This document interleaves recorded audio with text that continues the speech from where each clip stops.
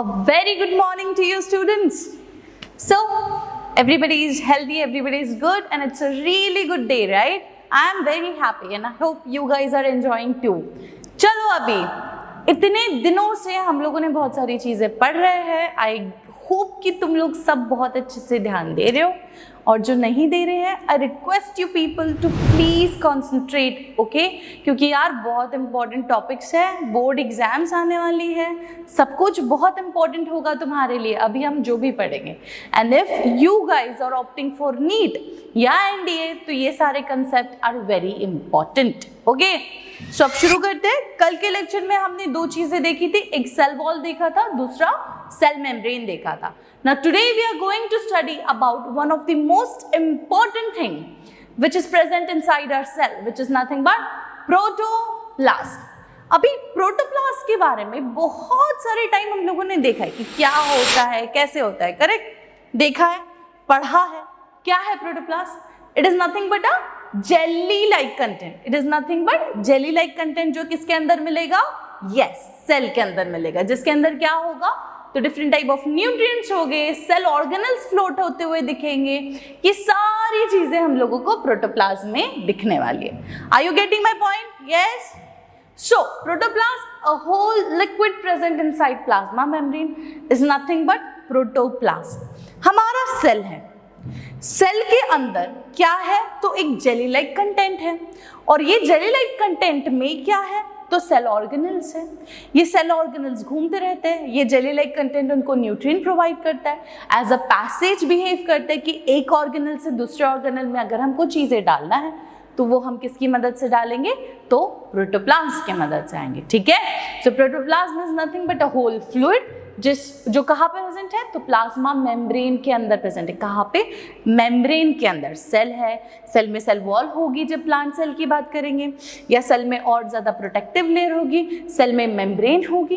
तो ऐसा मेम्ब्रेन जिसके अंदर ये जेली लाइक फ्लूइड प्रेजेंट होगा उसको हम क्या कहते हैं?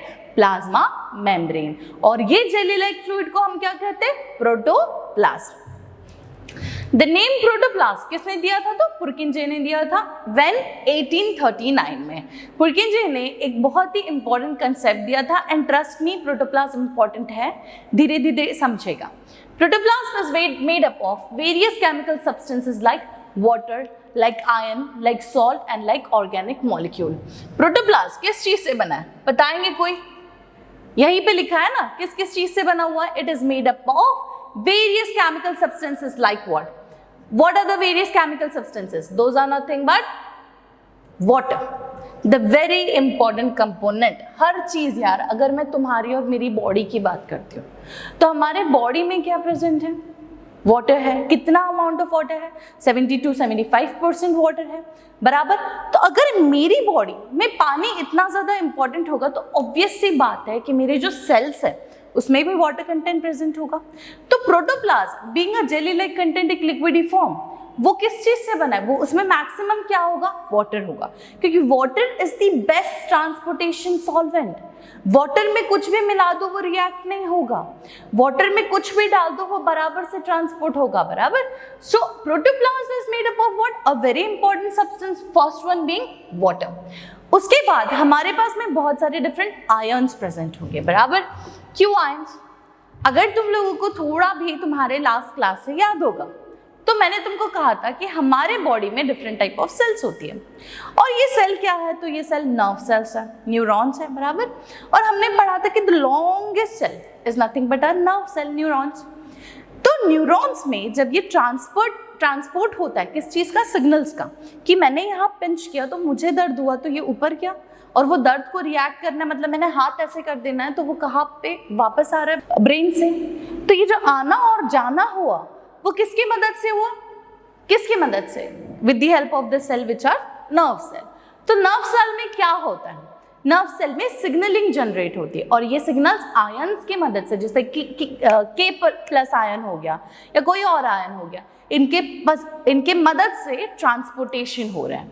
समझ में आया?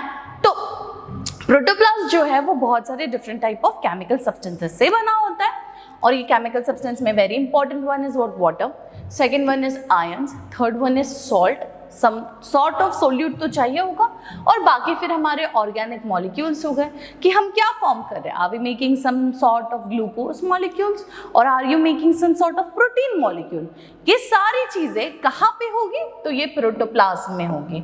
मैंने तुमको कहा था स्टार्टिंग में ही कि प्रोटोप्लाज्म ये क्या चीज है? तो ये जेली लाइक कंटेंट है जहां पे न्यूट्रिएंट स्टोर होंगे. Nutrient in the form of certain chemical substances which are nothing but water, iron, salt and organic molecules. समझ में आया इतना? It is a living part of cell. ना पिछली बार कोई तो लास्ट क्लास में है या उसके पहले वाली क्लास में, आई डोंट रिमेंबर, बट तुम लोगों को पता था कि मैंने कहा था कि that particular thing is a living part of cell. So if we are saying कि वो living part of the cell है, तो इसका क्या मतलब हुआ? Can anybody tell? Yes, exactly, हम लोगों ने डिस्कस किया. इसका क्या मतलब हुआ कि उसमें जेनेटिक मटेरियल होगा. क्या होगा? It will consist of certain genetic material. It is not important कि वो genetic material वैसा का वैसा हो, जरूरी नहीं है. It is not important कि बहुत सारा genetic material होना चाहिए. अगर एकदम थोड़ा सा भी DNA या RNA उसमें प्रेजेंट होगा तो उसको हम लोग क्या कहेंगे? Living part of the cell. So anything which will have its own very small genetic material will be called as living part of the cell. तो protoplasm क्या है? Is a living part of the cell. Why? Because it has certain genetic material. It can be very small. क्योंकि मैंने कहा, तुमको क्या कहा कि प्रोटोप्लाज्म जो है वो लिक्विड है, एक जेली लाइक कंटेंट है जो कहाँ पे प्रेजेंट है? तो सेल के अंदर प्रेजेंट है. सेल के अंदर प्रेजेंट होने की वजह से ये जेली लाइक कंटेंट में क्या आ जाएगा? तो सारे के सारे सेल ऑर्गेनल्स आ जाएंगे. और बिकॉज इनमें सारे के सारे सेल ऑर्गेनल्स है तो ये सेल ऑर्गेनल्स में भी क्या है? जेनेटिक मटेरियल है. समझा? And that is the reason that the protoplasm is known as what? Living part of the cell. समझा? So protoplasm is nothing but the living part of the cell. I want you guys to remember this because it is very important. Okay? समझ में आया everybody? Now, protoplasm is divided into two parts. Now we have this tendency of getting confused. हम लोग काफी बार confuse हो जाते हैं कि भाई प्रोटोप्लाज्म भी तो एक ही चीज है, साइटोप्लाज्म भी तो एक ही चीज है. तो ये बोलने की क्या कोशिश कर रहा है ना? Protoplasm is a bigger entity. Protoplasm माने सब कुछ इंक्लूड हो गया. सब कुछ जो भी सेल के अंदर होगा, जितना भी लिक्विड कंटेंट सेल के अंदर होगा, वो होगा हमारा प्रोटोप्लाज्म. साइटोप्लाज्म माने क्या? The fluid found outside the nuclear membrane. समझ में आ रहा है कि okay, let's go on easy board में भी. सो समझ लो, this is my cell. Okay, this is what? This is my cell and I am saying कि यहाँ पे जो भी लिक्विड होगा that is what? That is my protoplasm. यहाँ पे जो भी लिक्विड होगा that is my protoplasm.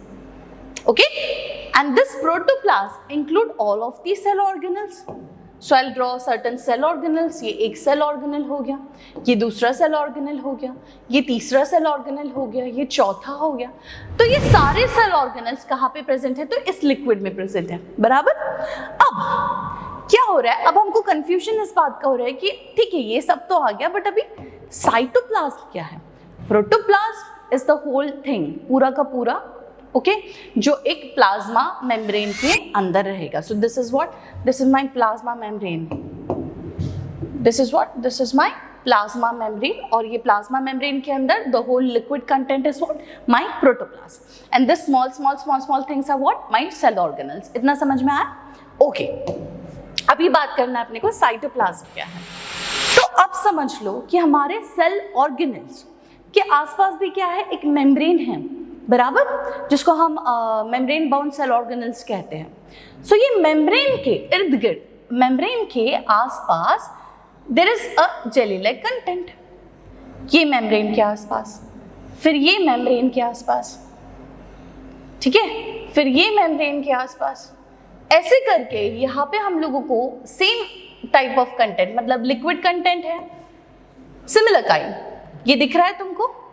So this particular thing is known as what? Cytoplasm. समझा?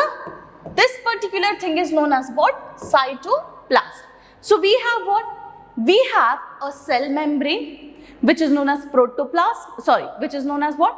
This is a plasma membrane. Plasma membrane के अंदर साइड में क्या होगा? प्लाज्मा मेम्ब्रेन के अंदर साइड में there is what? Our protoplast which is a whole entire entity, जो पूरा का पूरा लिक्विड है। ये लिक्विड में there are certain small cell organelles, और ये सेल ऑर्गेनल के आसपास जो जेली लाइक कंटेंट होगा उसको अपन साइटोप्लाज्म कहते हैं। तो I hope everybody is clear, अभी कंफ्यूजन नहीं होगा बिल्कुल भी, और किसी को भी है तो just talk it out. Okay, मेरे से बात करो और मुझे पूछो। इतना समझ में आया? अब नेक्स्ट थिंग जो हमारे पास है वो क्या है? Nucleoplast. It is very clear. Nucleo मतलब क्या? न्यूक्लियस है हमारा, राइट? अब न्यूक्लियस भी एक मेम्ब्रेन बाउंड सेल ऑर्गेनल से वो कुछ ऐसे दिखता है, इस तरीके से। एंड अगर वो मेम्ब्रेन बाउंड सेल ऑर्गेनल है जो इस तरीके से दिखता है, तो इसके अंदर भी क्या है? एक लिक्विड कंटेंट प्रेजेंट है, एक जेली कंटेंट प्रेजेंट है, एक सेमी सॉलिड, या फिर उसको अपन कहते हैं कॉसा फ्लूइड। ये इस टाइप के कंटेंट इसके अंदर प्रेजेंट है। And this content which is present inside the nucleus is known as what? Nucleoplast. ठीक है, तो अब तुम लोगों को 3 टर्म समझ में आए। एक हमने बात किया था प्रोटोप्लाज्म की, जिसमें बहुत सारे केमिकल सब्सटेंसेस होते हैं, जैसे कि वाटर है, आयन है। ओके, ये सारी चीजें हम लोगों को उसमें मिलेगी। उसके बाद हम लोगों ने पढ़ा कि प्रोटोप्लाज्म कैसा होता है? एक लिविंग एंटिटी है। It is a living part of the cell. Why living? क्योंकि उसमें certain amount, very small amount of genetic material present होगा। उसके बाद हम लोगों ने क्या पढ़ा कि प्रोटोप्लाज्म में 2 डिवीजन आता है। सबसे पहले हमारा साइटोप्लाज्म और दूसरा है हमारा न्यूक्लियोप्लाज्म। साइटोप्लाज्म माने क्या? ऐसा टाइप का फ्लूइड जो आउटसाइड द न्यूक्लियर मेम्ब्रेन मिलेगा। So there are the cell organelle या न्यूक्लियस पकड़ लो। न्यूक्लियस के आसपास हमारे प्लाज्म में एक जेली लाइक कंटेंट होगा, उसको हमने क्या कहा? साइटोप्लाज्म। एंड जब हम न्यूक्लियोप्लाज्म की बात करते हैं, न्यूक्लियोप्लाज्म माने क्या? कि हमारे पास में एक न्यूक्लियर मेम्ब्रेन है, और ये न्यूक्लियर मेम्ब्रेन के अंदर there is a liquid content which is known as what? Nucleoplast. So the fluid found inside the nuclear membrane is known as what? Nucleoplast. Are you clear with this much? किसी को कोई दिक्कत है, कोई भी problem होगी तो just ask me तुरंत। मैं नहीं चाहती कि तुम लोग कोई भी डाउट रखो अपने दिमाग में। Okay, now this are certain what I can say stuff जो हम लोगों को पढ़ना है। नॉट वेरी इंपॉर्टेंट, बट ठीक है, अगर समझ में आए तो बहुत अच्छी बात है। 99% ऑफ द प्रोटोप्लास्ट किस चीज से बना है? तो ऑक्सीजन से बना है, कार्बन से बना है, हाइड्रोजन से बना है, नाइट्रोजन से बना है। If you might be wondering कि मैम यही क्यों, इतना ही क्यों? तो भाई तेरे सेल की बात कर रहे हो तो ऑक्सीजन तो बहुत इंपॉर्टेंट है। We are talking about your cell. तुम्हारे सेल की अगर अपन बात कर रहे हो तो ऑक्सीजन इंपॉर्टेंट है कि नहीं है? जरूरी है क्या ऑक्सीजन हमारे बॉडी के फंक्शन के लिए, मेटाबॉलिज्म के लिए? अभी अगर मैं इतनी बातें कर रही हूँ, इतना बड़बड़ कर रही हूँ, इतना मूवमेंट कर रही हूँ, तो मैं सांस तो ले रही हूँ ना उसी के साथ, कि मैं कंटिन्यूसली बिना सांस के कर रही हूँ। बिना सांस के करती हूँ तो क्या होता है? सेल्स को ऑक्सीजन नहीं मिलता, सेल अपना फंक्शन परफॉर्म नहीं कर पाती, बराबर? तो carbon is another very important organic material जिससे हमारी बॉडी बिल्डअप है। उसके बाद हाइड्रोजन हो गया, we are talking about the water molecule. इसको और इसको मिला दो तो वाटर मॉलिक्यूल जो बहुत इंपॉर्टेंट था when you talk about protoplast. और फिर हमारे पास है nitrogen which is another very important content. The ratio of inorganic and organic compound found in the protoplast is what? 81:19।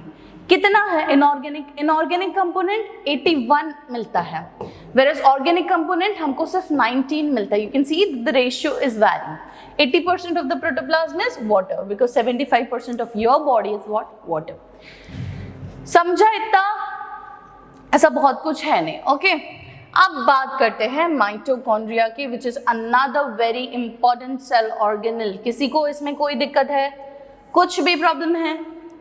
कोई भी दिक्कत होगी तो मुझे बताओ पटाख से। Okay, just message me, call me, whatever is okay with you, क्योंकि I am here to help you out. यार मैं तुम्हारे लिए तो बैठी हूँ, मैं तुमको नहीं समझाऊंगी तो कौन से बच्चों को समझाऊंगी? You are my kids, right? And it is very important for my kids to understand everything. So mitochondria, अभी माइटोकॉन्ड्रिया के बारे में तो सुना है बचपन से, डोंट टेल मी नहीं सुना है। Of course you have heard about mitochondria. क्या होता है mitochondria? It is nothing but power house of the cell. क्या है वो? Power house of the cell. So discovered by Altman in the year 1886. Mitochondria कब डिस्कवर हुआ था? 1886 में। किसने डिस्कवर किया था? एल्टमैन ने डिस्कवर किया था। ठीक है, तो जब एल्टमैन ने डिस्कवर किया था, he had this assumption. उसने कहा था कि हमारे जैसे मैंने क्या बताया था कि हमने सेल डिस्कवर कर लिया था, किसने, रॉबर्ट हुक ने, with the help of cork. जब उन्होंने वो चीज़ माइक्रोस्कोप में देखी तो उन्होंने देखा कि यार ये तो कुछ तो है जो हमारे बॉडी में प्रेजेंट होगा। जैसे उनको सेल के बारे में पता चला, उन्होंने साइटोप्लाज्म के बारे में पता किया कि एक लिक्विडी कंटेंट होता है हमारे सेल में एंड सो ऑन। फिर वो और जूम करने लग गए, और ज़्यादा सेल की स्टडी करने लग गए, और फिर उनको different type of cell organelles मिला, जिसमें से एक बहुत इंपॉर्टेंट सेल ऑर्गेनल्स उनके लिए था which was nothing but the mitochondria. तो जब भी ये माइटोकॉन्ड्रिया की बात करते थे वो कहते थे कि ये बहुत इंपॉर्टेंट है क्योंकि this is something major for our cell. Why is that major? Because we always call it क्या, power house of the cell.